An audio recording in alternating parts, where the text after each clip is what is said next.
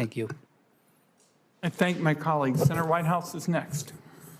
Thanks very much, Chairman.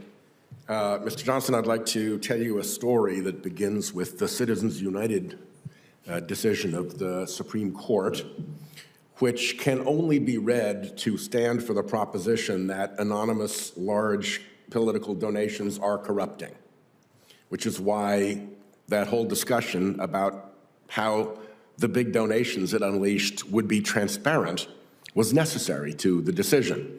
And of course, it was false that they would be transparent. We've been flooded with dark money, and one of the vehicles for this corrupting dark money has been the IRS-approved 501c4s and 501c3s.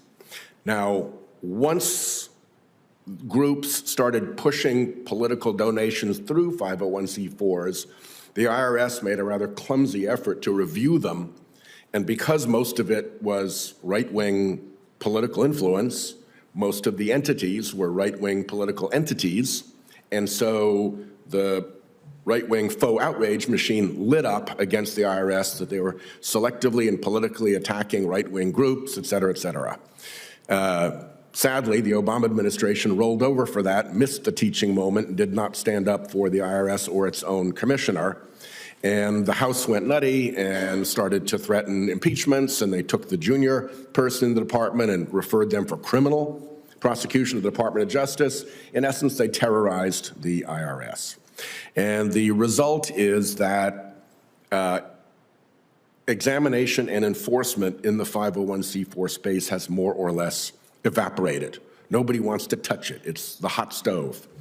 And I think it's important for somebody in an inspector general role not only to find wrongdoing, but also to look for those gaps where the agency is supposed to do its job and has just backed away and won't do it. So in that regard, the 501c4 problem has become more and more and more acute. And there are some new tricks that have developed. The original 501c4s could only do 49% of the big donors' donation into politics. So for big donors who would happily spend tens of millions of dollars to get tens of billions of dollars in benefit, that was fine. It was basically a 100% fee on the money that you were sending off to do your political work. And they paid it willingly, but as they got better at it, they realized they didn't need to. And their operatives began to do things like set up multiple 501c4s. So, and since all of these are just corporate shields, you can get 5 501c4s that you control in a room, and in the same afternoon, convey, let's say, $10 million to the first 501c4, which puts 5 into politics, and then $5 million to the second 501c4, which puts 2.5 into politics, and then 2.5 to the third 501c4, which puts 1.25 into politics, and then, you know, onward down the chain. And at the end of the afternoon, you've put 90+% of your money into politics in violation of the principle that you shouldn't put more than 50% into politics by the simplest of charades, which is having multiple phony 501c4s all in a room together. To my knowledge, there's never been an examination of that behavior, not once. There have been, I think, 1,000 referrals about 501c4 misconduct that never went anyplace, got buried somehow over there. The other trick that has emerged is the 501c3, 501c4 conjunction. 501c3s, let's just say that in politics, the state of the art now is to have your 501c4 with its affiliated 501c3.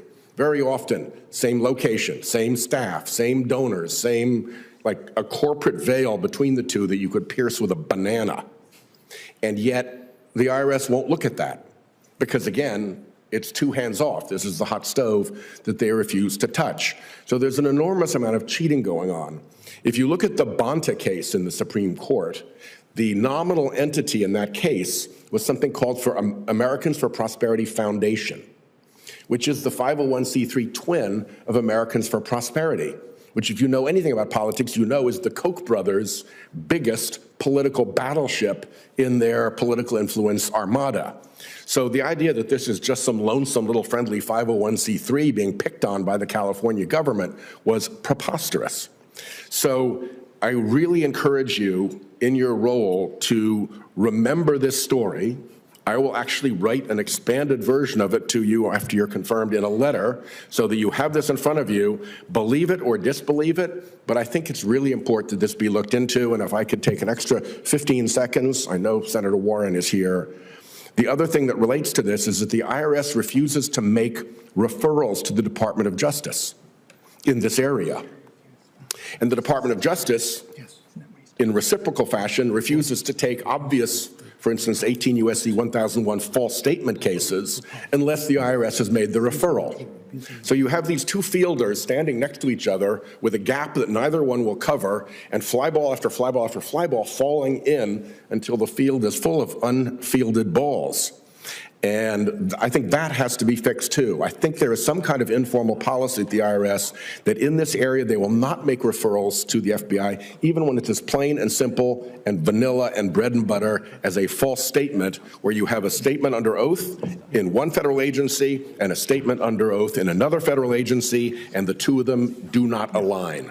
That ought to be a key to opening up some investigation and asking some questions. And with that, I'll yield back. Thank you. I thank my colleague, and I very much share your concern with respect to abuse of nonprofits for political purposes. Senator